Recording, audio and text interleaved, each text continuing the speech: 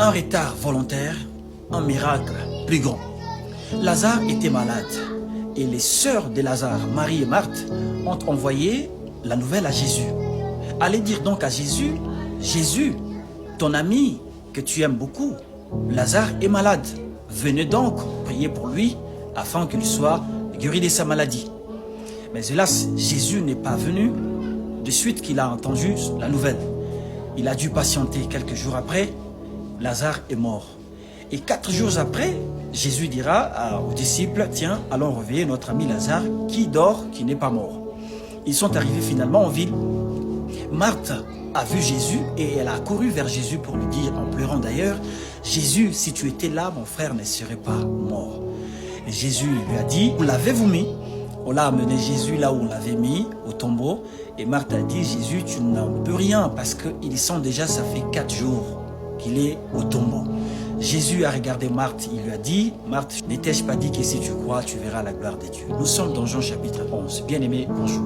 Certainement, nous voyons des choses que Dieu nous a promises. Certainement, nous avons des situations pour lesquelles nous aimerions que Dieu intervienne vite, rapidement et qu'il nous donne la solution. Oui, il est évident, parce que cette situation nous dérange tellement. Cette maladie est atroce, cette maladie est insupportable. Nous aimerions que Dieu fasse quelque chose d'une manière un peu plus rapide.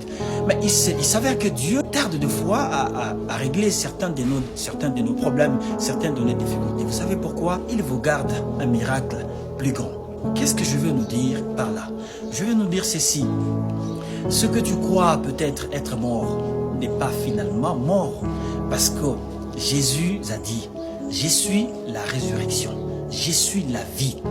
Donc, dès lors que nous avons la vie en nous, qui est Jésus, dès lors que nous avons Jésus à notre côté, peu importe la situation, peu importe ce qui semble être mort ou perdu, cela peut être ressuscité, cela peut revenir à la vie. Et ce que nous devons retenir, c'est que le retard de Dieu n'est pas un refus. Cela ne signifie pas que Dieu a refusé, n'est-ce pas, de nous apporter à son secours. Et d'ailleurs, si vous lisez dans le livre des Habakkuk, chapitre 2, verset 3, la Bible dit que c'est une vision dont les temps est déjà fixé.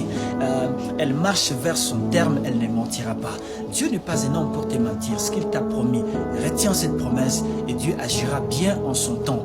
Parce que justement, nous, avec Dieu, Dieu ne réagit pas selon les chronos. Les chronos, c'est les temps qui courent et ne s'arrêtent pas. Mais les kairos, c'est un temps qui est inclus dans le chronos, les temps qui courent. Mais Dieu choisit justement ce temps-là pour déployer sa main afin de montrer qu'il est grand, qu'il est notre Dieu, afin de démontrer sa gloire. Je vous prie de garder toujours confiance en Dieu et de ne jamais perdre espoir, parce que ce qui semble être perdu ou mort peut être ressuscité, parce que Jésus a dit, je suis la vie et la résurrection. Que Dieu nous bénisse.